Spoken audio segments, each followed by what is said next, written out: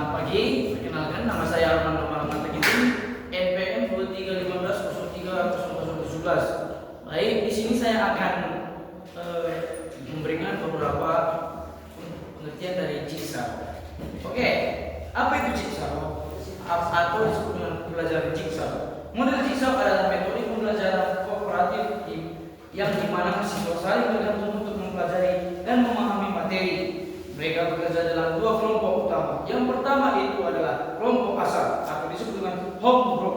Semua siswa berada di kelompok utama. Bagian yang kedua yaitu kelompok ahli atau expert group. Siswa berpindah ke kelompok lain yang membahas satu bagian materi, lalu kembali ke kelompok asal untuk mengajar bagian itu ke teman-teman. Yang selanjutnya adalah tujuan.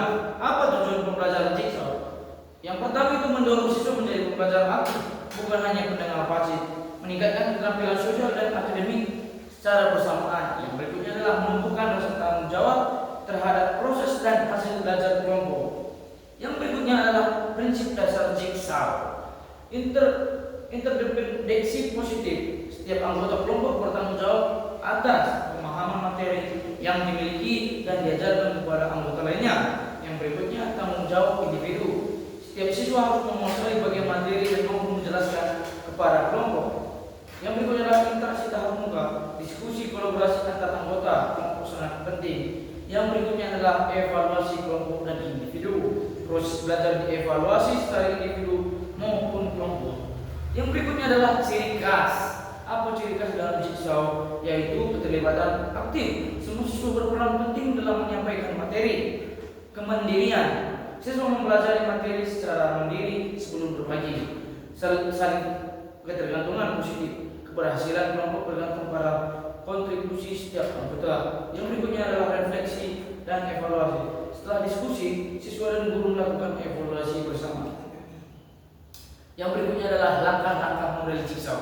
Yang pertama adalah guru membagi kelas menjadi kelompok asal 4-6 siswa kelompok. Materi dibagi menjadi beberapa bagian atau subtopik. Setiap siswa dalam kelompok asal dapat satu bagian materi. Siswa yang mendapat bagian sama berkumpul membentuk kelompok ahli. Siswa kembali ke kelompok asal dan mengajarkan bagian materinya. Dan yang terakhir adalah diakhiri dengan diskusi kelas dan evaluasi. Yang berikutnya adalah contoh implementasi di pembelajaran olahraga, yaitu pembagian materi. Materi teknik dasar dibagi menjadi subtopik.